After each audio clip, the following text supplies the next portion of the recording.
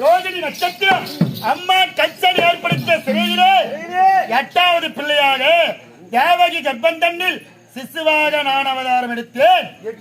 ஆம். அப்ப நீங்க போய் எட்டி பாரு குதிச்சுவாரு அப்படித்தான் சொல்லுவாங்க பயமொழி. என்னன்னு 8வது புள்ள பந்தம் எதிர்விடு குதிச்சுவரா போடுங்க. அப்படிலாம் கிடையாது. உலகத்தில பிறந்து முதலாக தாய் மாமனை கொன்றவனும் அடியேன் தான். என் தாய் மாமன் யார்? கம்சன்.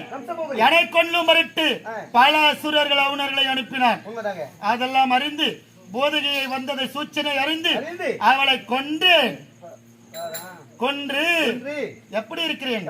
ராதா ருக்மணி சோழ கல்யாண குண